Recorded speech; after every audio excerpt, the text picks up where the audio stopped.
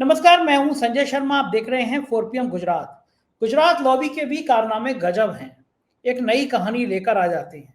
इस तरह जो ईसाइयों पर हमले हो रहे हैं, कभी ये नहीं सोचते कि जहां जहां देशों में ईसाई मजबूत हैं, भारत के ये लोग, हिंदू लोग अल्पसंख्यक हैं, वहां अगर ऐसा रिएक्शन हुआ तो क्या होगा, चाहे वो अमेरिका हो चाहे इंग्लैंड हो।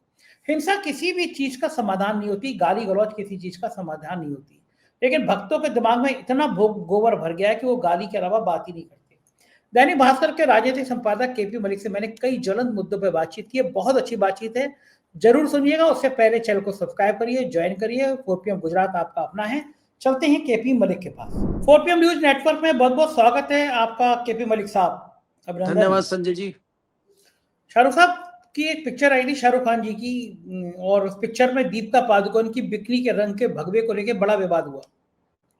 सारे देश के सारे जो हिंदुत्व का परचम लहराते, सबने कहा हम चलने नहीं देंगे पिक्चर, और असम के मुख्यमंत्री ने कहा कि सवाल ही नहीं है पिक्चर लग जाए, और ये कर देंगे वो कर देंगे। फिर अचानक सुना जाता है कि एक शेख का दुबई से फोन आया मोदी जी के पास कि शाहरुख इज माई फ्रेंड। और शेख का फोन आया और सरकार उल्टी खड़ी हो गई, क्योंकि खाड़ी देशों में पैसा किन किन का लगा है मुझे बताने की जरूरत नहीं है। अंबानी से लेकर अडानी तक बड़ा कारोबार है वहां पे खाड़ी के देशों में। सरकार उल्टी खड़ी हो गई, और फिर शाहरुख खान को लेकर खुद मुख्यमंत्री ने, असम के मुख्यमंत्री ने ट्वीट किया कि रात के 2 बजे शाहरुख खान ने मुझे फोन किया और मैंने गारंटी दी है कि कोई समस्या नहीं है, पिक्चर रिलीज होगी। मैंने इसमें वीडियो भी बनाया था कि 2 बजे अगर शाहरुख खान ने फोन किया तो नेचुरली उनकी सेक्रेटरी ने लैंडलाइन पे किया होगा, सीधा सीधा शाहरुख खान के हाथ में तो मोबाइल पे बज नहीं गया होगा, या शाहरुख खान उठा के मुख्यमंत्री के फोन बजा नहीं दिया होगा। तो रात के 2 बजे आए क्यों मुख्यमंत्री लाइन पे, जब शाहरुख खान को इतना बुरा बुरा कह रहे थे, और आ भी गए थे तो उसको सब दुनिया के सामने स्वीकार क्यों किया कि भैया रात के 2 बजे उन्होंने मुझे डांट लगाई और मैंने मान ली और मैंने पिक्चर के लिए कर दिया। पता चला कि साहब खाड़ी के देशों से प्रेशर था और हालत खराब हो गई। बात का संदर्भ में इसलिए दे रहा हूं कि शाहरुख खान ने एक क्रिकेटर को शामिल किया टीम में, क्या क्रिकेट टीम में, बांग्लादेशी को लेकर बवाल चल रहा है कि हम वापस नहीं जाने देंगे, बांग्लादेशी यहाँ आ गया क्योंकि वहां पे हिंदुओं की हत्या हुई, और ये कर देंगे वो कर देंगे। बांग्लादेश में भारत के बड़े बड़े उद्योगपतियों के बहुत हित हैं। अडानी जी वहां पे पावर का काम कर रहे हैं, सबको पता है। ऐसे में बांग्लादेश से पंगा भारत सरकार तो ले नहीं सकती। शेख हसीना को वैसे ही बिठा रखा है। इस बात को लेकर आदमी सकते में है, और ये जो जो लोग ढक्कन हो गए हैं, जिनको कोई पूछ नहीं रहा, बाबा बाबा, ये सब बांग्लादेश को लेकर तलवारें काट रहे हैं कि हम ये कर देंगे, हम वो कर देंगे, और हम क्रांति कर देंगे।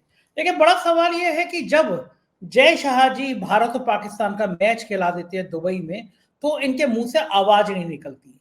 एक तरफ तो कहते हैं कि हमारा पाकिस्तान से युद्ध जारी है और ऑपरेशन सिंदूर खत्म नहीं हुआ, और वहां पे दुबई में जाके मैच भी खेल लेते हैं। ऐसी रणनीति, ऐसी राजनीति करते हैं। अब भाई साहब फिदा है कि साहब बांग्लादेश का कोई खिलाड़ी आ गया तो हम जाने नहीं देंगे। इसके साथ साथ ईसाइयों पर हमले 24-25 दिसंबर के बाद से लगातार जारी हैं। दुनिया के बड़े बड़े ईसाई देश अगर ऐसी रिएक्शन करने लगे तो हम कहाँ जाएंगे, हम क्या होंगे, ये समझ नहीं सकते ये लोग। ये समझना नहीं चाहते लोग कि हमारी क्या हालत खराब हो जाएगी। इस पूरे घटनाक्रम पे मैं विस्तार से जानना चाहता हूँ केपी मलिक साहब, आपको बहुत घूमते हैं, आप बहुत देखते हैं समाज को, तो जरा विस्तार से बताइए कि जो मैंने बिंदु कहे, ये बिंदु कहाँ तक जा सकते हैं राजनीति में।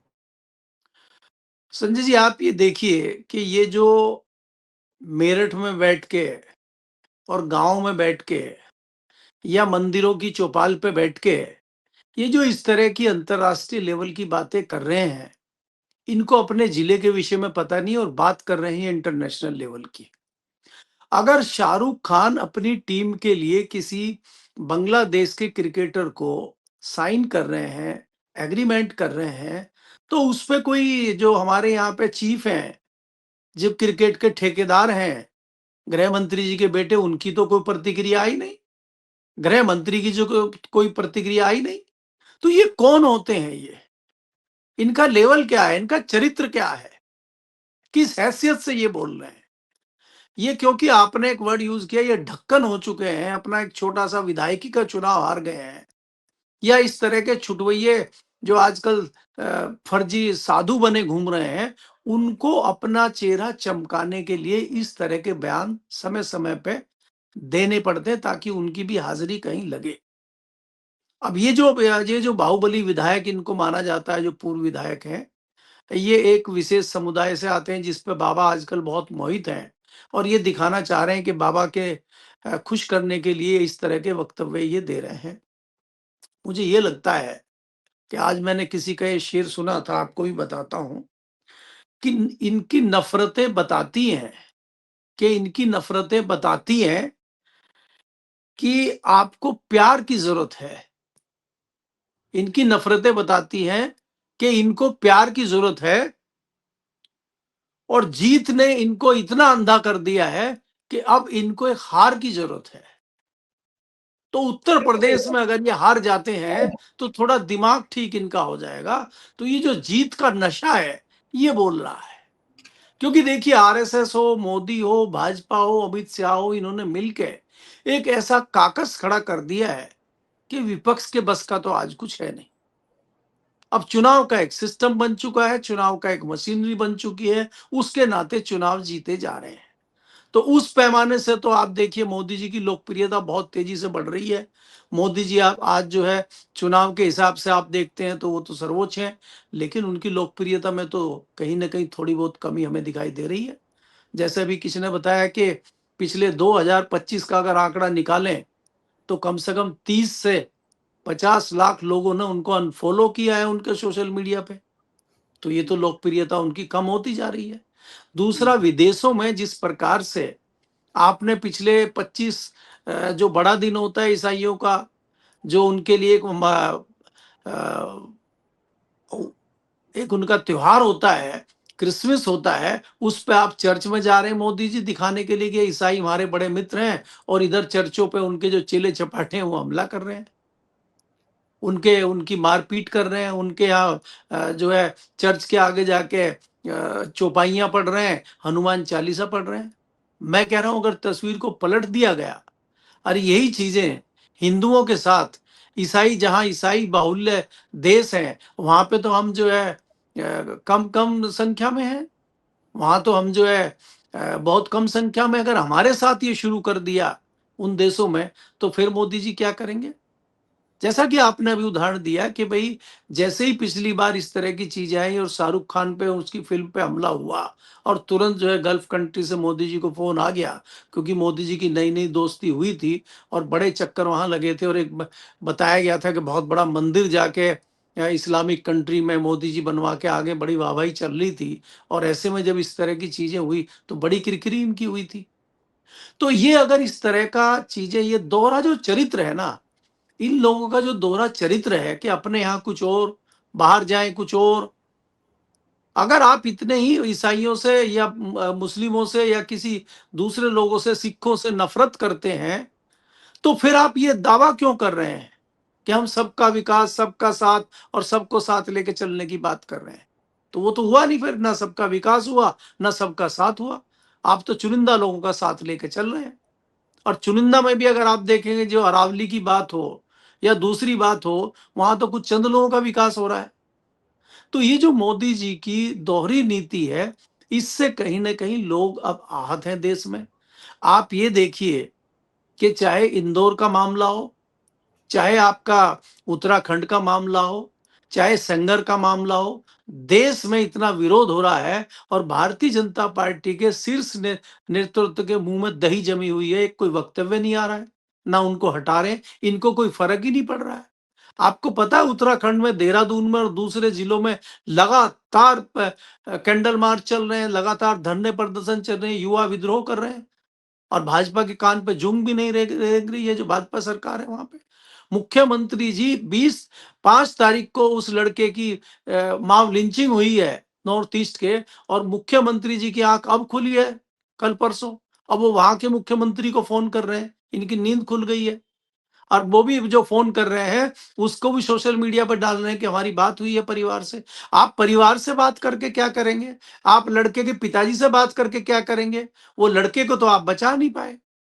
तो ये अगर जहर आप बोएंगे, ये अगर नफरत आप फैलाएंगे राज्यों में, तो अगर ये अलग अलग राज्यों में इस तरह की नफरत फैलेगी, हम अल्पसंख्यक हैं भैया केरल में, तो क्या करेंगे वहां पे आप हमारे साथ? हम नॉर्थ ईस्ट में भी अल्पसंख्यक हैं हिंदू, तो वहां पे कल को अगर मॉब लिंचिंग हिंदुओं की होगी तो आप क्या करेंगे? आज एक नया विवाद आ गया, जो भारतीय जनता पार्टी के सबसे विद्वान प्रवक्ता है त्रिवेदी जी, सुधांशु त्रिवेदी, उन्होंने कहा कि जो गाय नॉर्थ ईस्ट में कटती है वो गाय नहीं होती, हम उसको गाय नहीं मानते। हम तो जो दिल्ली में गाय होती है या मोदी जी खिलाते हैं गाय, या मोदी जी के यहाँ जो बंधी हुई है, हम उसको गाय मानते हैं। अब ये भी होगा कि भाई साहब जो नॉर्थ ईस्ट के लोग हैं हम उनको इंसान नहीं मानते हैं, हम उनके धर्म में नहीं रहते हैं, हम सिर्फ दिल्ली वाले भारतीय जनता पार्टी वाले सनातनी है, बाकी जिसकी शकल काली पीली हम नहीं मानते उनको। अब ये भी होगा। अब आप एक तरफ कह रहे हैं गाय हमारी माता है, फिर आपने गाय में भी जातियां लानी शुरू कर दी है कि ये साहिवाल गाय है, ये गिर गाय है, ये अमेरिकन गाय है, ये दूसरी गाय है, ये तीसरी गाय है। अब एक गाय वहां की पहाड़ी गाय होती है, छोटी सी जो होती है, वो कह रहे हैं वो असली गाय है।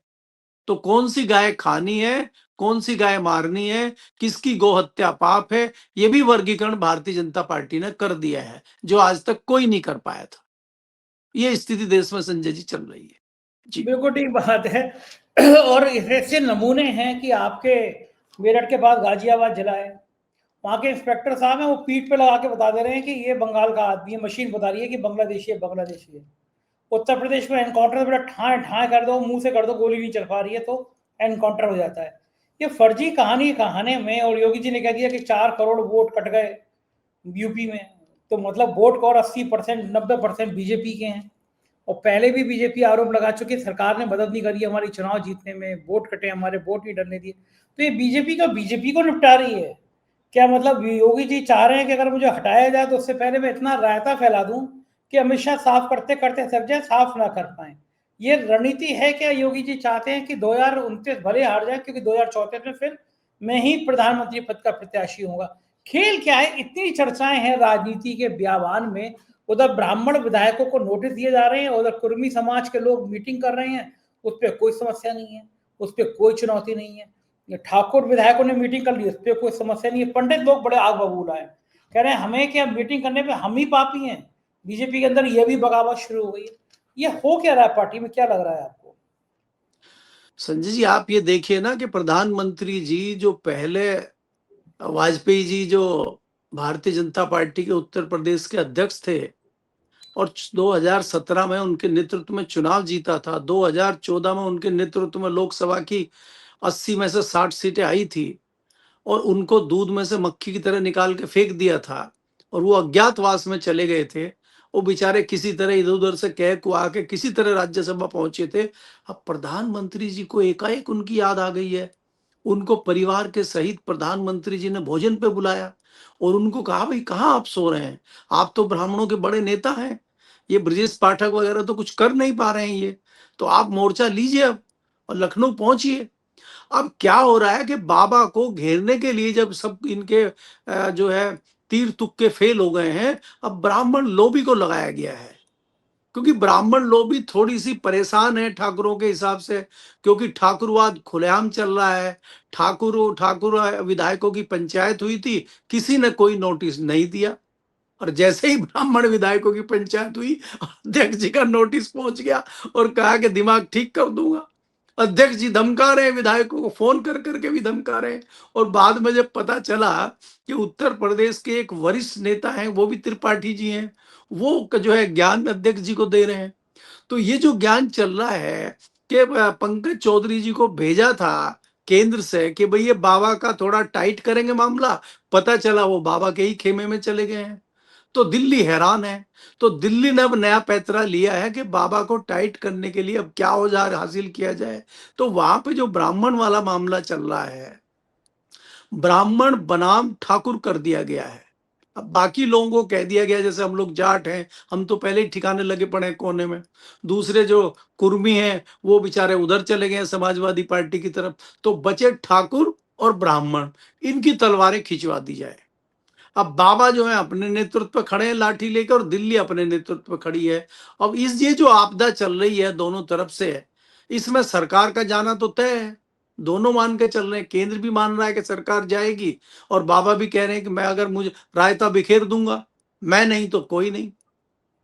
तो ये नुकसान जो होगा, ये नुकसान जो होगा, इसमें फायदा किसको होगा? अगर आप दिल्ली के एंगल पे देखते हैं तो शाह साहब का मानना ये है कि जो एक नारा चल रहा है कि मोदी के बाद योगी, तो जब योगी निपट ही जाएंगे तो कहां से आएंगे। दूसरा ये चल रहा है कि बाबा का कहना ये है कि नंबर 2 की जगह हमें नंबर 2 होना है, लोकप्रिय तो हम हैं, हिंदुत्व का चेहरा तो हम हैं, भारतीय जनता पार्टी में सबसे बड़ा संघ तो हमारे कंधे पे हाथ रखे हुए है, तो हमें नंबर 2 को निपटाना है। तो ये लड़ाई इस लेवल से चल रही है। अब ये लड़ाई कहां तक पहुंचती है, इस लड़ाई के परिणाम क्या होते हैं, उसके लिए तो आपको 2026 के मिड का इंतजार करना होगा। ये लड़ाई तो भी शुरू हुई है, आज तो पहला दिन है इस साल का। अगले साल इन्हीं दिनों में, इसी महीने में, जनवरी में चुनाव है उत्तर प्रदेश में। तो ये चंद महीने हैं जो आपको नई नई घटनाएं उत्तर प्रदेश में दिखाई देंगी और नए नए पैंतरे और नए नए रायते बिखेरते हुए और समेटते हुए आपको नेता नजर आएंगे। जी बिल्कुल ठीक कह रहे हैं, और रायते तो उधर भी समेट रहे हैं। साल के आखिरी दिन कैलाश विजयवर्गीय पार्टी के मंत्री जी, और वो कह रहे हैं एक पत्रकार को गरिया रहे हैं घंटा, और यानी कैसे कैसे शब्द इस्तेमाल कर रहे हैं। अनुराग गौरी को बधाई, हार्दिक। पूरे देश में, पूरी दुनिया में उसकी बहादुरी के चर्चे हो गए। धो दिया उसे कैलाश वर्गीय को। कहा पता लगभग ये था कि तमीज से बात करो, दिमाग ठीक रख के बात करो। देश में ऐसे पत्रकारों की जरूरत है जो ऐसे अहंकारी नेताओं को इस तरह की भाषा में जवाब दे सके।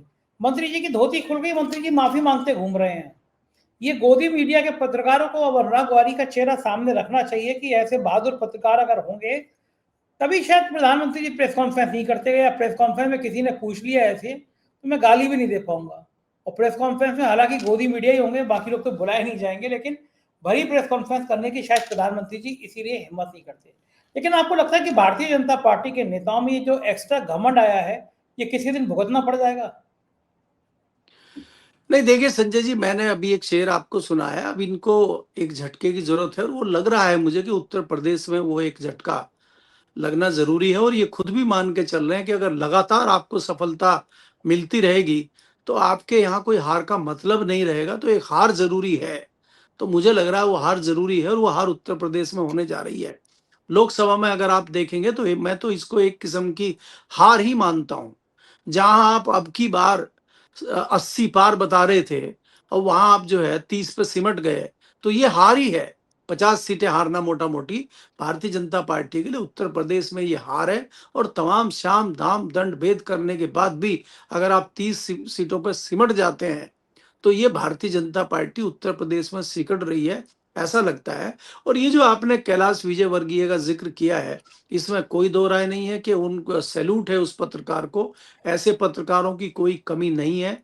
आज की घटना अगर आप लेते हैं तो अमित शाह जी ने एक प्रेस कॉन्फ्रेंस कलकत्ता में की थी। वहां भी एक पत्रकार ने सवाल पूछा कि ये जो आपने पैमाना बनाया था कि 75 साल के बाद मार्गदर्शक मंडल में जाएंगे, तो जो लोग अभी 75 साल पार कर चुके हैं भारतीय जनता पार्टी में, उनका इशारा मोदी जी की तरफ था। तो उन्होंने इतना अच्छा जवाब दिया, अमित शाह जी ने कहा आप उनकी चिंता मत करिए मेरी पार्टी की, आप तो बंगाल की चिंता करिए, उनको तो मैं देख लूंगा। तो आप ये समझिए कि आज भी पत्रकारों में हिम्मत है पूछने के लिए। सीधी रीढ़ के पत्रकारों की आज भी कमी नहीं है। हाँ, भले भले ही तादाद में कम हो, लेकिन कमी पत्रकारों की नहीं है। लेकिन जब चाटुकार और वो जो आरती वाले पत्रकार हैं, दुगदुगी बजाने वाले पत्रकार हैं, जब उनकी संख्या बढ़ जाती है तो इस तरह के पत्रकारों की आवाज थोड़ी दब जाती है। वो आवाज थोड़ी दब गई है, लेकिन बुलंद पत्रकार बहुत हैं और धीरे धीरे बुलंदी पे आएंगे, वो आते रहे हैं। आप देख रहे हैं आजकल एक चैनल के पत्रकार की जो है तीसरी आंख नेत्र खुल गया है उनका, और जो अमल दसानी। लगातार पिछले 10 साल से लगातार उन्होंने मक्खन के, अमूल के मक्खन के डब्बे खाली कर दिए थे, वो डब्बे सब साइड पे खिसक गए हैं और आज वो जो है जहर उगल रहे हैं। तो ऐसे जो ये ज्यादा खतरनाक है, ऐसे दोहरे चरित्र वाले। हम और आप तो एक राह चल रहे हैं, कोई दिक्कत नहीं है। हम तो कोई घाव जो है बहुत गहरे नहीं कर पा रहे, लेकिन वो बड़े गहरे घाव करते हैं जो पहले अंदर घुसे हुए थे आपकी आस्तीन में और एकाएक बाहर आ गए वो गले पे। हम लोग तो गले में पहुंचे ही नहीं थे कभी, वो तो बैठे ही थे आस्तीन में, तो आस्तीन में से बाहर आके गले पे पहुंच गए वो अब। तो अब वो कैसे घाव देंगे वो समझने वाली बात है। तो अब ऐसे पत्रकार भी आ जाएंगे और जो इंदौर वाले पत्रकार हैं वो भी आ जाएंगे और कलकत्ता वाले पत्रकार भी आ जाएंगे। जब इस तरह के पत्रकार आएंगे तो इसमें कोई दो राय नहीं है कि भारतीय जनता पार्टी का चरित्र और चेहरा सामने आ जाएगा। आ भी रहा है, आपने देखा है। इतना बड़ा नेता, इतना पुराना नेता अगर इस तरह का जवाब मीडिया को देता है और कोई छोटा मोटा चैनल नहीं है, छोटा मोटा पत्रकार नहीं है, तो आप सोचिए जो वहां का छोटा अखबार का कोई पत्रकार है, छोटे चैनल का कोई पत्रकार है, उसकी क्या स्थिति होगी। और ये कोई पहली बार नहीं है इन नेताजी का, ये लगातार इनका विवादों से रिश्ता रहा है। इनके बेटे की ये घटना आपको याद होगी कि बेड से उन्होंने एक आईएएस अधिकारी को, एसडीएम लेवल के अधिकारी को पीटना खुलेआम शुरू कर दिया था। तो ये तो गुंडे हैं, ये तो गुंडे हैं, कुछ भी कर सकते हैं, ये नेता थोड़ी है। गुंडे बाप का गुंडा बेटा। जी, और उसके उसके बाद देखिए कि वहां के जो पार्षद हैं उनकी बेशर्मी देखिए। क्या क्या पूछ रहे हैं इनसे, ये हमारे नेता है, आप इनसे क्या पूछ रहे हैं। मतलब उनसे क्या पूछना चाहिए नेता जी, सर कुछ रसगुल्ला लाऊं आपके लिए, पानी ले आऊं सर आप ठीक हैं, आपके जूते साफ कर दूं, ये उनसे पूछना चाहिए। पत्रकार अगर सवाल नहीं पूछेगा तो क्या ऐसे बेशर्म और मूर्ख लोगों की आज जो है पूछताछ हो रही है, और ऐसे मूर्ख लोग आज जो है पदों पर बैठे हुए हैं। विद्वान लोग भारतीय जनता पार्टी में कम नहीं है संजय जी, लेकिन उनको भी किनारे फेंक दिया गया है, क्योंकि आज जमाना मूर्खों का और बेशर्मों का है। भारतीय जनता पार्टी में माना जाता था कि अच्छे पढ़े लिखे और संस्कारी नेता भारतीय जनता पार्टी में हैं। पहली बात तो खत्म हो चुके हैं, और जो 2-4 बचे हुए हैं वो अंतिम सांसें गिन रहे हैं कहीं कोने में बैठे हुए। तो ये मुझे लगता है कि भारतीय जनता पार्टी का तो दुर्भाग्य है ही, ये देश का भी दुर्भाग्य है। जी देखो ठीक कह रहे हैं। बहुत बहुत शुक्रिया मलिक साहब, आपने मुझे समय दिया बातचीत की। Thank you. ये थे केपी मलिक जी। पूरी बातचीत आपने सुनी, कैसी लगी बातचीत बताइएगा जरूर। शुक्रिया, थैंक यू।